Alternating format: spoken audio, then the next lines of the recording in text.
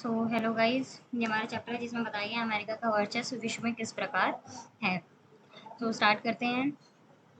इसमें स्टार्ट करते हैं 1991 में सोवियत संघ का विघटन हो गया और साथ में शीत युद्ध समाप्त हो गया और अमेरिकी वर्चस्व की स्थापना हुई, क्योंकि अमेरिका के अलावा अब कोई भी देश शक्तिशाली नहीं बचा था।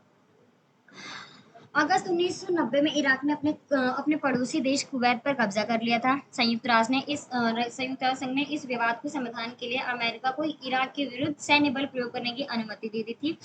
इसको यूएनओ का नाटकीय फैसला था, जिसको जॉर्ज बुश ने इसे नई विश्व व्यवस्था की संज्ञा दी थी। वर्चस्व हेजिमनी शब्द का अर्थ है सभी क्षेत्रों जैसे सैन्य, आर्थिक, राजनीतिक एवं सांस्कृतिक क्षेत्रों में अंतर्राष्ट्रीय स्तर पर एकमात्र शक्ति का होना। जो शक्ति अमेरिका है फिलहाल, उसके बारे में बताया गया है। फिर अमेरिकी राष्ट्रपति बिल क्लिंटन लगातार 2 कार्यकालों 1993 से 2001 तक पद पर रहे। इन्होंने अमेरिका को घरेलू रूप से अधिक मजबूत किया और अंतर्राष्ट्रीय स्तर पर लोकतंत्र को बढ़ावा दिया, जलवायु परिवर्तन तथा विश्व व्यापार जैसे नरम मुद्दों पर ही ध्यान केंद्रित किया। अब अटैक्स की बात करते हैं जो अमेरिका पर हुआ, उसने उसका कैसा जवाब दिया है। 11 सितंबर 2001 के दिन 9 अपहरणकर्ताओं द्वारा, जिनका संबंध आतंकवादी गुट अलकायदा से माना जाता है, उन्होंने 4 अमेरिकी व्यावसायिक विमानों पर कब्जा कर लिया। इनमें से 2 न्यूयॉर्क स्थित वर्ल्ड ट्रेड सेंटर पर टकराया गया, जिसे 9/11 की घटना कहा गया। इस हमले के बाद इस हमले में करीब 3000 लोग मारे गए थे। इसके विरोध में अमेरिका ने विश्वव्यापी युद्ध छेड़ दिया था आतंकवाद के खिलाफ। ऑपरेशन इराकी फ्रीडम और सैन्य राजनीतिक धरातल पर असफल माना गया, क्योंकि इसके अंदर 3000 अमेरिकी सैनिक और तथा 50,000 लोग निर्दोष मारे गए तथा इराकी सैनिक भी काफी ज्यादा मारे गए।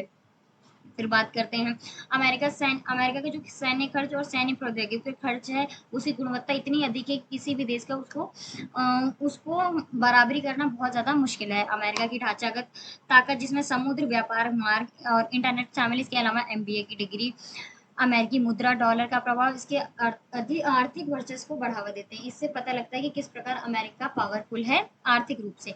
ब्रेटन वुड प्रणाली की संस्था, अंतर्राष्ट्रीय मुद्रा कोष और विश्व बैंक पर अमेरिका का ज्यादा वर्चस्व है, क्योंकि सबसे ज्यादा फंडिंग अमेरिका करता है। नीली जीन्स, मैकडोनल्ड्स आदि अमेरिका के सांस्कृतिक वर्चस्व का उदाहरण है, जिसमें विचारधारा, खान पान, रीति रिवाज और भाषा के तल पर अमेरिका का वर्चस्व कायम रहा है। और ये जोर जबरदस्ती से नहीं बल्कि रजामंदी से अपनाया जाता है। जैसे हम लोग भी मैकडोनल्ड्स का बर्गर या नीली जेंस या अमेरिकी एक्सेंट में बात करते हैं इंग्लिश में, उसी का वर्चस्व है। अब अमेरिका की शक्ति में अवरोध क्या क्या है। उसकी संस्थागत बनावट एक सबसे बड़ा अवरोध है। दूसरा है कि बनावट इस प्रकार है कि तीनों जो अंग हैं, सरकार की व्यवस्थापिका, कार्यपालिका और न्यायपालिका, एक दूसरे के ऊपर नियंत्रण रखते हुए स्वतंत्रता पूर्वक कार्य करते हैं। अमेरिका की प्रकृति जो है उन्मुक्त है।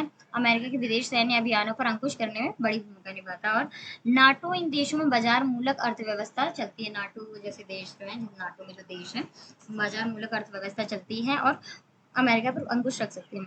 अब वर्चस्व बचने का तरीका क्या है। वेडवेगन नीति, वर्चस्व जनित अवसरों का लाभ उठाते हुए विकास करना, खुद को छिपा लेना, और राज्यस्तर संस्थाएं, स्वयंसेवी संगठन, कलाकार और बुद्धिजीवी मिलकर अमेरिका के वर्चस्व का प्रतिकार कर सकते हैं। लास्ट, भारत और अमेरिका के संबंध किस प्रकार से हैं। शीत युद्ध की समाप्ति के बाद भारत द्वारा उदारीकरण एलपीजी अपनाए गए न्यू इकोनॉमिक पॉलिसी के तहत और महत्वपूर्ण हो गया अमेरिका। भारत अब अमेरिका की विदेश नीति में महत्वपूर्ण स्थान रखता है और अमेरिका आज भारत के सबसे बड़ा व्यापारिक साझेदार है। अमेरिका के विभिन्न राष्ट्राध्यक्ष द्वारा भारत में संबंध प्रकट करने के लिए यात्राएं की जाती हैं। डोनाल्ड ट्रंप, बराक ओबामा जैसे लोगों को हमने देखा है जो भारत आते हैं। अमेरिका में बसे अनिवासी भारतीयों को खासकर सिलिकॉन वैली में प्रभाव है। 2015 में बराक ओबामा द्वारा रक्षा सौदे से संबंधित समझौतों का नवीनीकरण किया गया है। ये सारी चीजें अमेरिका के वर्चस्व को बताती है तथा भारत और अमेरिका के संबंध को बताती है। So thank you.